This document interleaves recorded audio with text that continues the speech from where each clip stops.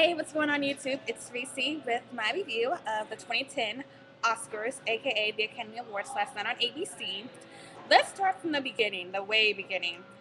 They had that pre-show, and they pretty much said that the Oscars was going to be on at 8 o'clock, but really it was at 8:30 because they wanted us to watch this pre-show.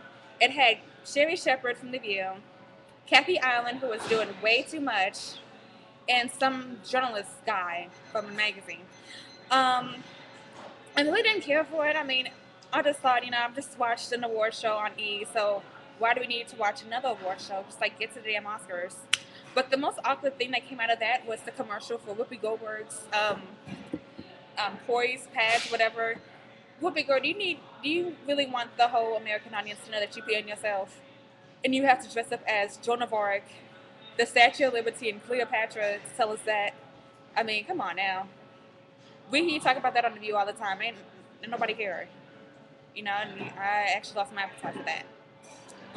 So I really didn't pay too much attention to the red carpet show because, like I said, I just watched the red carpet show on E. I thought this one was not needed. It was just, I guess, a filler for ABC to get more ratings in. And then the show actually started with Neil Patrick Harris, aka Doogie Howser. He did this little song and opening dance number, wearing this glittery black suit. Must have got that from Bobby Jones or something like that. Yeah, I remember Bobby Jones. He still comes on with the loud jackets and bubba rap. But I thought it was actually kind of okay. I just actually started to get to actually just past the awards already, just so I can go to bed. And then Steve Martin and Alec Baldwin hosted, and I thought they were pretty funny. I enjoyed them.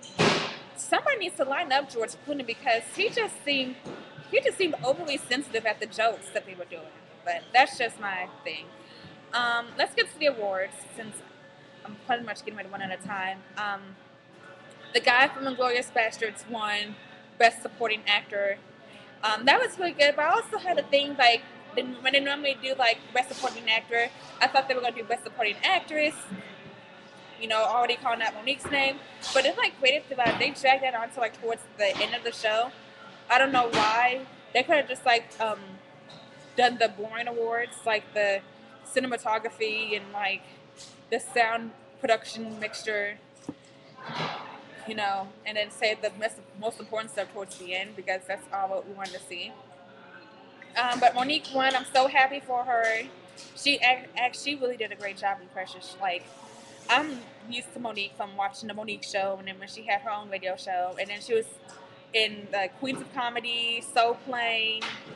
She was in that Fat Girls movie, and I just expected Monique to be, just loudmouth Monique. But when she actually took this dark tone, I was like, ooh, I know she's gonna be winning a lot of awards. So good job, Monique. She also looked elegant as well. And did you see Tyler Perry almost cry, y'all?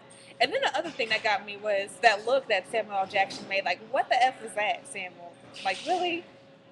We still know you out there, your time will come. Just somebody make noise what else looks like that. That creeped me out, and also creeped my 7-year-old cousin out. Let's get to Best Directing, which was the lady who used to be married to James Cameron. She told him out. She was like, I don't need you and your Titanic and your Avatar. I got my Hurt Locker. And I'm definitely going to see Hurt Locker now because I think pretty much everyone wants to see what Hurt Locker is. In Indianapolis, where I live, they don't have a lot of the big movies. So we're usually on the last of everything. So I'm definitely going to check out Hurt Locker. I'll be going to Netflix.com after I do this video. And big ups to Hurt Locker too. They won 6 Oscars, including Best Picture. That was really awesome. But Barbara Streisand, you need not to tease us black folk like that. You saying that it's finally happened, and I thought it was gonna be Lee Daniels. Yeah. Why don't tease us like that, Barbara? You already know. We will set it off. All right. Best actor went to Jeff Bridges for Crazy Heart.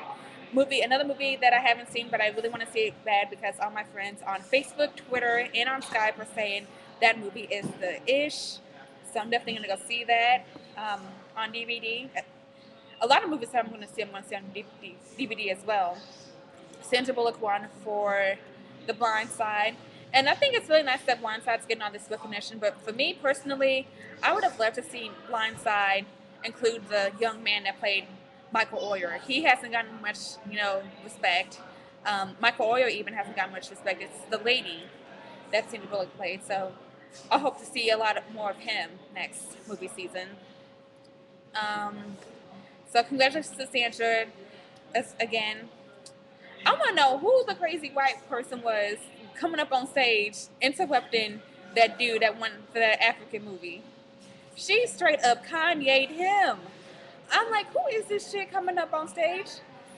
And he didn't even do anything. He was just sitting there like, oh my gosh, I can't believe this is happening. I'm like, I would have told her ass out. Like, apparently, like, he and this chick, like, didn't even, like, get, they were having, like, issues or whatever throughout the movie. And then she actually took her name out a year before this movie was produced and was getting the accolades that it had gotten. And so apparently, like, when they won the Oscar, apparently, like, she had the audacity to come up there and, like, oh, I was a part of this too, even though I cut my name out from it. I'm like, girl, you know, if you take your name out, then you're not part of the movie. So sit down. We don't need to see you. I mean, bless his heart, he couldn't even like finish his speech. And when he tried to finish his speech, the music started playing. So like, I don't even know what that was about. So I hope she gets a lot more negative shit like than what Kanye did, because that was just rude and that was just uncalled for. Going back, up one for Best Animated Picture. We all kind of expected that to happen. For the Best Original Song, it was for, I believe, Crazy Heart. Although I would like to see Anika Noni Rose sing Almost There from Princess in the Frog, because that is a song I sing it all the time around my house when I'm cleaning up. So that's just a random thought. Sorry. Jennifer Lopez looked a hot mess. And like the pre-show, she had like this pink thing or whatever, and then like she changed it to like an even worse dress, and then like her hair was just a straight up mess as well. So I don't know what J-Lo was thinking of. I'm trying to figure out what else happened. Oh yes, the memorial tribute. This is my final thought before I end it because I'm running out of time. It was kind of disturbing that Farrah Fawcett or B. Arthur wasn't a part of the memorials, but Michael Jackson was, and Michael Jackson, the only acting thing that he really did was The Wiz. And, you know, they had Brittany Murphy, actress, Patrick Swayze, actress, and some directors and some producers. But Michael Jackson didn't even have a singer. They just had Michael Jackson. You know, they could have done a lot more better than that for the Grammys. Michael Jackson was a performer. He was not an actor. He should have been recognized even more in a bright light at the Grammys than that petty ass tribute that they did. So that's all I'm gonna say. Please comment, rate, pass along to other people. I'm gonna post it on Facebook as well. So thanks so much, guys, and I'll hope to do more videos in the future. Bye. Pieces.